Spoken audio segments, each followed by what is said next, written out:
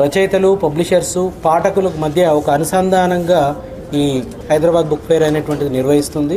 మరి ఇందాక చెప్పినట్టు కొత్త ప్రత్యేకత ఏంటంటే దీనికి ఒక కొత్త సారథి కవి యాకూబ్ గారు, వారి యొక్క టీం ఇక్కడ పనిచేస్తూ ఉంది. సో కొత్త కార్యక్రమాలు కూడా ఇక్కడ మీరు ఇందాక వారు చెప్పారు, చాలామంది కొత్త కార్యక్రమాలు మరి కొలువు తీరబోతున్నాయి. ఈ సందర్భంగా పాఠకులకు ఒక వినవతి ఏంటంటే ఇక్కడ సాంస్కృతిక కార్యక్రమాలు, సాహిత్య కార్యక్రమాలు ఉన్నాయి.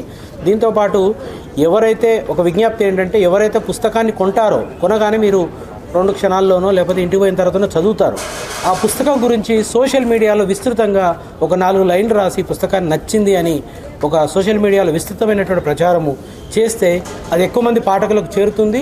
ఎక్కువ మంది కూడా పుస్తకాలు కొనడానికి వస్తారు. కాబట్టి ఈ సందర్శకుల సంఖ్య పెరుగుతుంది. అదేవిధంగా ఈ సాహిత్యం అనేటువంటిది చాలామందికి వెళుతుంది.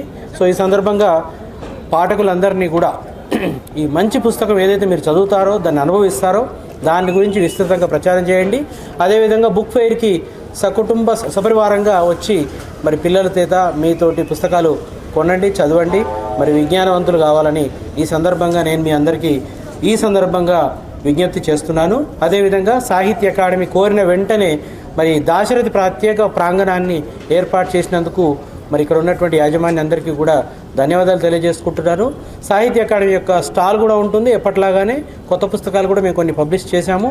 సో మా సాహిత్య అకాడమీ స్టాల్ను కూడా ఆదరించాల్సిందిగా పాఠకులందరినీ కోరుకుంటూ ధన్యవాదాలు.